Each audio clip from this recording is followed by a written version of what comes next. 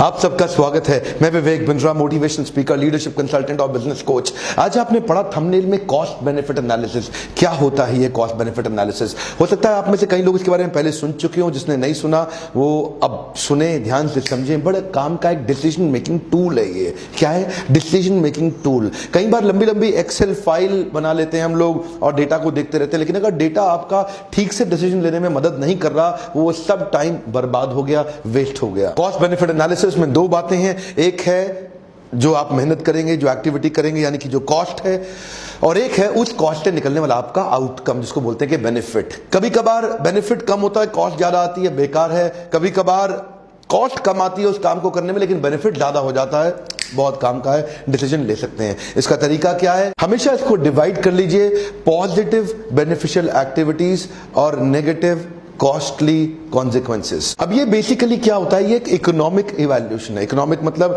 आपको घर में छोटे छोटे डिसीजन, जैसे कि एसी बदलें कि नहीं बदलें, इस किराए के मकान में रहें कि अगले किराए के मकान में रहें, ये जॉब रखें कि अगली जॉब रखें, ये छोटी छोटी कई चीजें होती हैं जिसमें आपको कॉस्ट और बेनिफिट एनालिसिस करना आना ही चाहिए। ये इकोनॉमिक इवैल्यूएशन होता है। इसमें कई बार नॉन फाइनेंशियल कॉस्ट को भी कॉस्ट की तरह इंक्लूड करना चाहिए और नॉन फाइनेंशियल बेनिफिट को भी फाइनेंशियल बेनिफिट की तरह इंक्लूड कर देना चाहिए। जैसे कि फॉर एग्जांपल, जैसे मान लो आपने बढ़िया लच्छा पराठा, दाल मखनी, शाही पनीर खाया और अपने दोस्तों को खिलाया।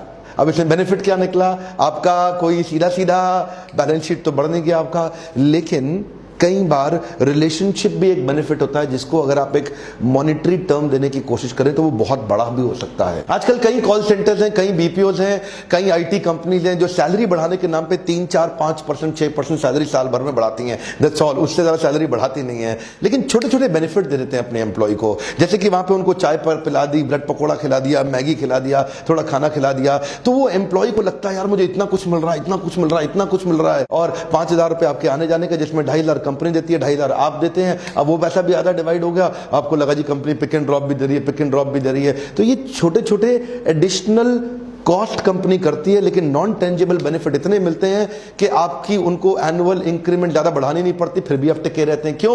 वो 10 रुपए की मैगी काम आ जाती है, आपको पता नहीं चलता, लेकिन वो कंफर्ट आपको इतना दे देता है कि आप सोचते ही नहीं कि मैं ये कंपनी बदलूं, ये कंपनी छोड़ूं। वो बड़ी कंपनी, देखो एसी ऑफिस, बड़ा केबिन, देखो कितना कुछ है यहाँ पे। कुछ नहीं है सर, वो 10 रुपए की मैगी खिला के थोड़ा सा इन्वेस्टमेंट करते हैं, लेकिन आपके माइंड के अंदर छा जाते हैं कंपनी ने बड़ा बेनिफिट दे दिया जी। बजाय उसके जैक मा क्या कहते हैं, छोटे स्टार्टअप्स में जहां बढ़िया लीडर मिल जाए आपको, उधर काम कर ले। एक तो सैलरी ग्रोथ बहुत ज्यादा होता है, लर्निंग का ग्रोथ बहुत ज्यादा होता है और करियर में अंडरस्टैंडिंग बहुत ज्यादा बढ़ जाती है। अब ये क्या है? कॉस्ट बेनिफिट एनालिसिस करना आना चाहिए, जो कुछ लोगों को नहीं आता, और वो एम्प्लॉय कंफर्ट जोन में चले जाते हैं और बढ़िया डिसीजन ले नहीं पाते। जैसे गूगल करता है, गूगल शाम को ऑफिस आवर्स के बाद एक्स्ट्रा खाना खाने की कई अपॉर्चुनिटी देता है हर 2 घंटे के बाद। तो कई बार कुछ एम्प्लॉइज इसीलिए रुक जाते हैं, यार खाना तो यहीं मिलेगा, घर जाने की जरूरत ही नहीं। इसी बहाने वो एक्स्ट्रा प्रोडक्टिविटी एक बढ़िया टैलेंटेड मैन पावर से निकाल लेता है, थोड़ा सा खाना खिला के। तो इसे क्या बोलते हैं? थोड़ी सी तो कॉस्ट आई, लेकिन कंपनी ने बेनिफिट इतना निकाल लिया। यहां पे इकोनॉमिक नॉन इकोनॉमिक दोनों कॉस्ट को, इकोनॉमिक नॉन इकोनॉमिक दोनों बेनिफिट को इवैल्यूएट करना आना चाहिए। एक चार्ट के माध्यम से क्विकली शेयर करता हूं। अब स्टेप बाय स्टेप चलते हैं। पहले brainstorm all the cost and all the benefit around the activity that you are doing. सारे कॉस्ट और सारे बेनिफिट आमने सामने लिख लेते हैं। अब कॉस्ट अलग अलग तरीके की होती हैं, direct cost, indirect cost, opportunity cost, intangible cost. Direct cost कैसी हो सकती है? जैसे कॉस्ट ऑफ मटेरियल, आपने जो सामान खरीदा, लेबर की कॉस्ट है, क्वालिटी कंट्रोल की कॉस्ट है, सर्विस की कॉस्ट है। इनडायरेक्ट कॉस्ट भी हो सकती है बहुत सारी फाइनेंस में, सैलरी हो सकती है, ऑफिस की सप्लाई, टैक्स हो सकता है, डेप्रिसिएशन हो सकता है, रेंट हो सकता है, बाकी बहुत तरह की opportunity cost, cost of potential risk या अदर इंटेंजिबल कॉस्ट। जितनी भी प्रकार की कॉस्ट अभी दिख रही है या आगे चल के दिख सकती हैं, वो सारी कॉस्ट को एक साथ पहले जोड़ लो, एक साथ पहले तो लिख लो, उसके बाद उनके सामने एक वैल्यू लिखते जाओ।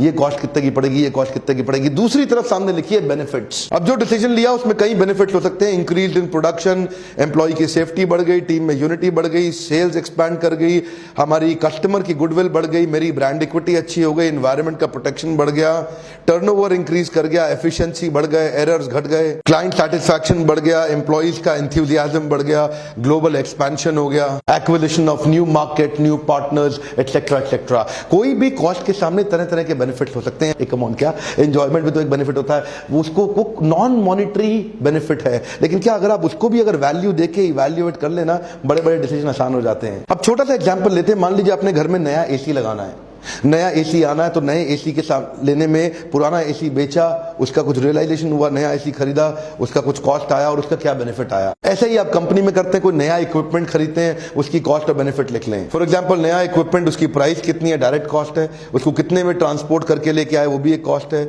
आपने उस इक्विपमेंट पे ऑफिस के लोगों को ट्रेनिंग दी, यानी कि मैन पावर ट्रेनिंग, वो भी एक कॉस्ट है। और उस इक्विपमेंट वो बिजली कंज्यूम कर रहा है, यानी कि इलेक्ट्रिसिटी, वो भी एक कॉस्ट है। और उसके बेनिफिट्स क्या हो रहे हैं, इस इक्विपमेंट से मैन पावर की एफिशिएंसी बढ़ गई, ये एक बेनिफिट है। यूटिलाइजेशन ऑफ टाइम हो गया, टाइम सेव कर गया, ये भी एक बेनिफिट है। प्रोडक्शन इंक्रीज हो गई, ये भी एक बेनिफिट है। एम्प्लॉइज का एट्रिशन घटा और मोरल बढ़ा। अब क्या करिए, इन सब के सामने एक मॉनेटरी वैल्यू दे दीजिए, नंबर दे दीजिए, नंबर देने के बाद इसको प्लस कर दीजिए और इन सबको प्लस कर दीजिए। प्लस करने के बाद देखिए कौन सा ज्यादा है। अगर कॉस्ट ज्यादा है, बेनिफिट कम है, तो वो मशीन नहीं खरीदनी चाहिए। और अगर कॉस्ट कम है, बेनिफिट ज्यादा है, तो ये मशीन तुरंत खरीद लेनी चाहिए। बहुत सिंपल है। अच्छा, एक सिंपल सा उदाहरण और ले लेते हैं। मान लीजिए आपकी कंपनी के अंदर आपको सेल्स बढ़ाना है और बिजनेस बढ़ाने के लिए आपने सोचा कि डिजिटल सॉफ्टवेयर कोई ले लेते हैं और उस सॉफ्टवेयर पे, उसके सीआरएम पे आपको सब डेटा मॉनिटर करना है, सब कुछ मॉनिटर करना है और देखना है कि उससे आपकी कितनी सेल्स बढ़ सकती है।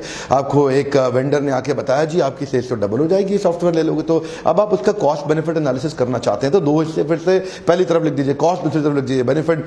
कॉस्ट आपने क्या लिखा, वो सॉफ्टवेयर को खरीदने की कॉस्ट, सॉफ्टवेयर की मेंटेनेंस की कॉस्ट और एम्प्लॉइज को ट्रेन करने की कॉस्ट। जितने दिन उन्होंने ट्रेनिंग किया, उनकी प्रोडक्टिविटी स्लो हो गई, उसकी भी कॉस्ट। आपने सारी कॉस्ट जोड़ ली और कॉस्ट लिखी। दूसरी तरफ आपने बेनिफिट लिखा। बेनिफिट क्या लिखा, आपने बेनिफिट लिखा कि इस सॉफ्टवेयर की मदद से आपको अब एम्प्लॉइज की कम जरूरत पड़ने लगी, तो मैन पावर कॉस्ट रिडक्शन हो गया, तो आपने वो लिखा। आपने देखा इससे आपकी कितनी एक्स्ट्रा लीड्स पुरानी जो छूट रही थी, हाथ में पकड़ में नहीं आ रही थी, तो लीड मैनेजमेंट से एक्स्ट्रा कन्वर्जन हुआ, तो extra conversion with lead management, उसका बेनिफिट आपने लिख लिया। आपने लिखा per day increase in transaction, जितनी ज्यादा ट्रांजैक्शन हो रही है उतना ज्यादा आपको बेनिफिट मिल रहा है, वो भी आपने लिख लिया। अच्छा, इजी होने के कारण एम्प्लॉय सेटिस्फैक्शन, एम्प्लॉय रिटेंशन बढ़ा, इनडायरेक्ट है लेकिन उसको बाद में मॉनेटरी वैल्यू दे देंगे। क्लाइंट्स आपके खुश हो गए, उनको अच्छे फॉलोअप्स मिल पा रहे हैं, उनको अच्छा सर्विस मिल पा रहा है, तो आपका क्लाइंट का रिटेंशन और क्लाइंट का सेटिस्फैक्शन, ये भी इनडायरेक्ट बेनिफिट्स हैं, इनको भी बाद में मॉनेटरी वैल्यू दे देंगे। अच्छा, इस सॉफ्टवेयर से आपको क्रॉस सेलिंग और अप सेलिंग का बेनिफिट भी हो रहा है, यानी कि कोई एक माल लेने आया था सॉफ्टवेयर पे, उसने दूसरा भी खरीद लिया, और कोई दूसरा लेने आया था, उसने महंगे वाला तीसरा खरीद लिया। तो एक तो क्रॉस सेलिंग हो गई और एक अप सेलिंग हो गई। क्रॉस सेलिंग मतलब ये खरीदने आया, ये भी खरीद लिया, अप सेलिंग का मतलब ये खरीदने आया, इससे ऊपर वाला भी खरीद लिया। So extra revenue generation through cross selling and up selling. तो आपने सारे के सारे बेनिफिट लिखे,